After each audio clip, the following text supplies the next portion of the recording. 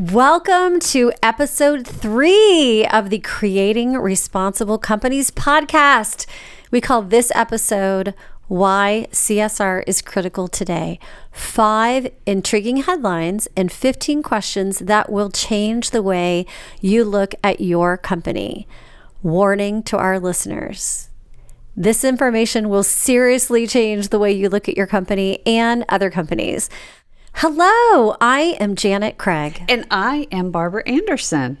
In our last episode number 2, which we called Shift Happens, 5 global trends that made corporate social responsibility mainstream in business, and why this information should be a new tool in your management toolbox.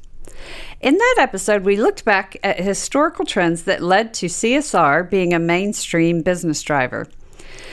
To stay abreast of trends and topics that impact business, our team at Destination Better scans and listens to numerous channels every day to find headlines and top news stories.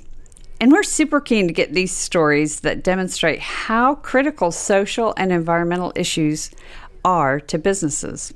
Today, we have chosen just for you, our listener, 5 top headlines that show CSR's critical role in business today. The stories we've chosen for you include intriguing, hard facts that make CSR a complete no-brainer for your company. And no matter your role in your company, no matter what type of company you have or you work for, we think that you're going to be able to connect these things with your business. In fact, at destinationbetter.com/3, we'll post a download with a link to each of these articles, and we've added 3 questions that go along with each article so that you can apply them to your own company. So let's jump into the headlines. We've got 5 headlines we're going to go through. The first one is in Fast Company from February of 2019. The headline is, most millennials would take a pay cut to work at an environmentally responsible company.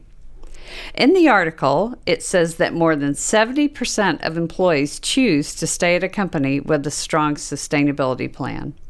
In fact, 30% said that they left because of the lack of a sustainability plan. So we ask ourselves, what does this mean? Well, it could mean that these employees couldn't find any steps that the company was taking to be environmentally or socially responsible. So they left. And on top of this, nearly 40% of millennials have chosen a job because of a company's sustainability. For Gen Xers, who are ages 39 to 54, about a quarter of those said that they've chosen a job because of a company's sustainability.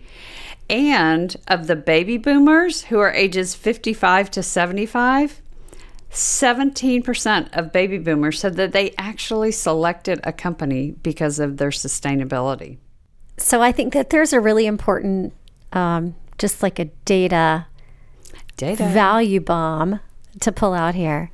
40% of millennials chose a job because of a company's sustainability. Less than a quarter of Gen Xers chose a job because of a company's sustainability. 17% of baby boomers. So that tells me that it's really not at the top of mind of baby boomers. But the baby boomers are the ones that are currently running the show. A lot of them make up our C-suites right now. And I think that this is one of those generational differences. And Barbra, you and I have worked with a lot of C-suites and we've seen it. They were just educated and they have influences from a different time in their generation. And I think that one of the things that we need to remember is that because the Gen Xers, the ones that are currently 39 to 54, there's just not enough of them to take over the spots. And we said this in our last episode for the retiring baby boomers. And that's that when you look at 17% of baby boomers chose a job because of a company's sustainability. 40% of millennials chose a job because of a company's sustainability. That delta in the middle, those are the kind of things that we like to look at that make CSR important, especially in succession planning. So boomers, take a look and really start to familiarize yourself with it. Millennials are investing in and working for companies that have embraced visible, sustainable practices. You just talked about the ones that left. There were, I think, 30% that said that they left because they couldn't see what a company was doing. They're socially conscious, they're technology based, they're ethnically diverse, and super optimistic. They embrace experiences, right? They want to experience things. Ethical spending. They're super educated and knowledgeable and health conscious and financially conscious and spiritually conscious. And we're just asking everyone to kind of be a little bit more aware of all those generational differences and why they're so important to CSR. And one of our favorite sayings is that companies are doing great things, they just aren't telling their stories. So this is a huge opportunity for company leaders who are taking action socially and environmentally to tell those stories, to make sure that you're not having employees leave because they don't realize what you're taking. Absolutely. And one of the other objections sometimes that we get, or somebody will say, well, we're not doing as well as somebody else. It's okay. Just do something and tell those employees your great stories.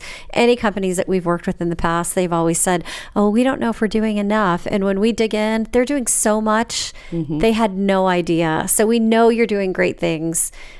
Keep on keeping on. Keep on doing those great things. Got to start somewhere That's also. right. Okay, so article number 2 was from October of 2019 in Sustainable Brands.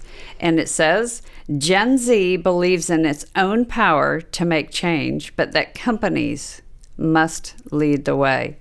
As a reminder, Gen Zs are ages 21 and below, and they believe that they can make change, but they're relying on their companies to lead the way. They feel personally responsible to make a difference. And in the article, it says that 76% say that we will have made headway on important issues in 5 years' time. So they're really counting on companies to make a difference. They are super optimistic. They are super optimistic. Oh, gosh. I think because they know that if they had the tools that they could do these things. Yep. In the article, it also says 90% also believe companies must drive action on social and environmental issues. 90%. And 87% of Gen Zers, those are ages 21 and below, are worried for the environment and the planet. So they've got a lot of heavy concerns. They want to take action, but as it says in the headline, companies must lead the way. They also want to be mentored in the workplace. So there's another area of opportunity for That's companies. Right. Article 3, one of my favorite topics. ESG, Environment, Social, and Governance. So this is from the Harvard Business Review, and it's called ESG Comes of Age, the Investor Revolution. The impression among business leaders is that ESG just hasn't gone mainstream in the investment community. That perception is outdated. So let's put this into perspective. ESG, Environment, Social, and Governance, is kind of like investor speak for corporate social responsibility. And if you're like me, if you're an everyday investor of companies, I certainly want to know everything I can about a company to make sure that my long-term return is healthy. Things like the number of women on boards of directors, which has been proven to impact diversity of thought and problem solving, and especially key corporate strategies, or how the company's operations are being impacted by severe weather events. Those are the types of things that investors are looking for. Many companies are even repositioning key logistics hubs to areas that have historically not been impacted by weather events. So I love Amazon Prime. I know. So when Amazon says they're going to deliver something to me tomorrow, I don't want it to be delayed due to mudslides or fires or anything like that. Those are the things that impact their business continuity, not just Amazon, but lots of different companies. So those are the things that those investors are looking for, and the everyday investor should know about. Right, but it isn't today required in financial statements. So this is where we make recommendations that these type of data points are shared publicly. And the fact here in this article, Janet, is that businesses are being impacted by social and environmental factors, and they're having real, tangible effects on their operations, and thus, as a result, to their bottom line. So in the article, the authors warn that executives who don't consider the long-term impact of their actions on the world. Ew, this is tough. It is tough, but it's taken directly from the article. Okay, brace yourself, listeners. Okay, it says the authors warn that executives who don't consider the long-term impact of their actions on the world will be punished by the markets. while those who address it will be rewarded by the markets. And that is the surest way to close the gap between good intent and practice, specifically, end quote from the article. Right. Article number 4, which was published in June of 2019, the New York Times, and the title is Companies See Climate Change Hitting Their Bottom Line in the Next 5 Years. So when we think of the term climate change, we're talking about things like flooding events. Goodness knows in the last few years we've had enough of those in the US. Droughts, fires, just awful hurricanes, things that affect how companies, even farmers, grow food, grow the food that we eat, get their goods and services to the people who buy them, just like you and me and all of our listeners. So when we think about these types of events like fires, droughts, things that shut down, I'm going to start over. So when we think about these types of events like fires from droughts, they shut down interstates, which disrupts the delivery of things like life-saving medications to hospitals. Or I don't know about you, but I love how convenient it is for me that my data is backed up on the cloud. But even those storage centers, so those huge data centers, take a ton of energy and water to run just to keep my pictures safe. And even a small increase in the cost of energy for companies running those data centers will affect their bottom line. So in effect, when we read this article about climate change hitting the bottom line in the next 5 years, there's lots of different ways that it can do so. That's right. And our last article, Janet, is a big one. This made a lot of headlines in business and mainstream publications. It was from August of 2019, and it was published in the Wall Street Journal. It said, "Move over, shareholders. Top CEOs say companies have obligations to society." So this was actually an article from the Business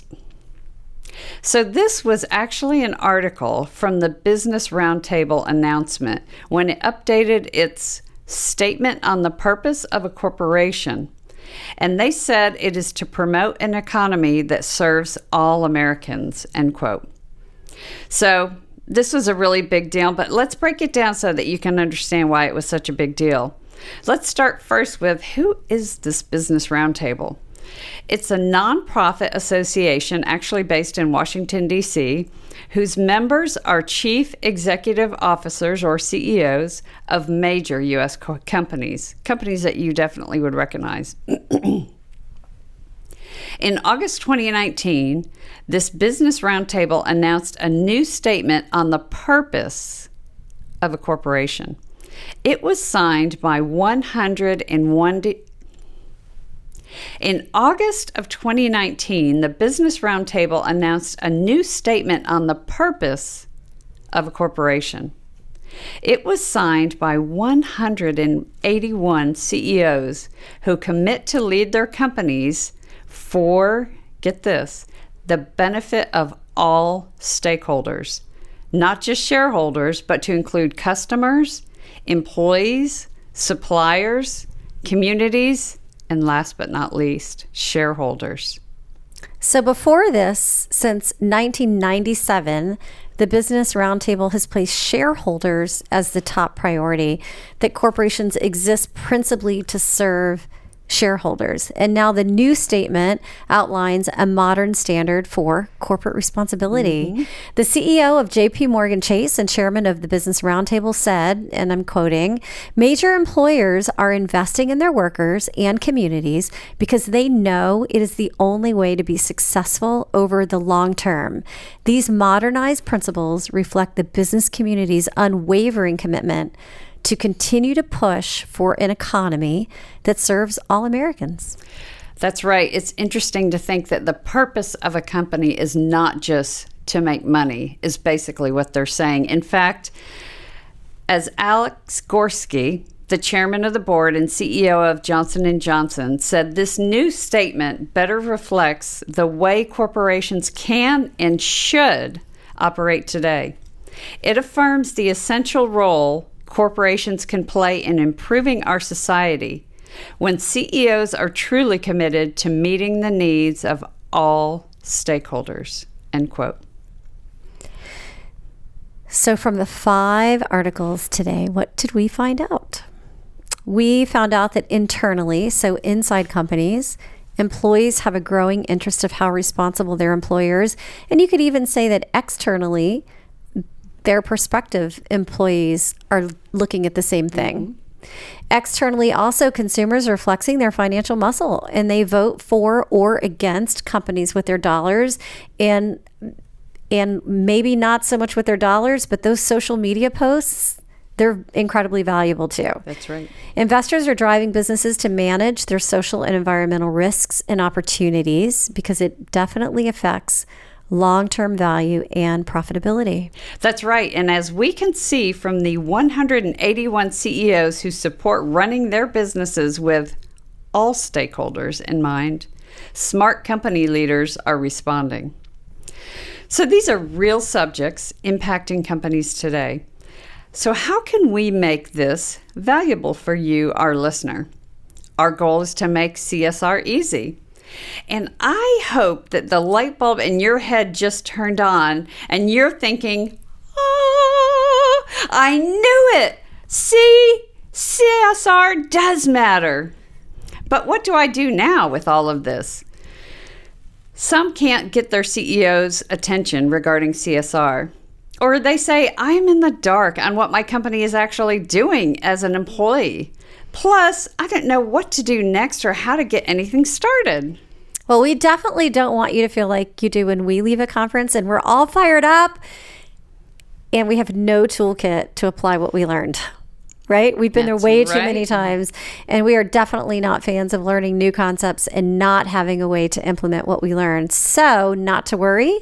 Again, we're here to make this easy. What are we going to do, Barbara? In fact, at destinationbetter.com/3, we've provided a download with a link to each of these articles. And on top of this, we've provided some questions that will help you figure out what this means for your company.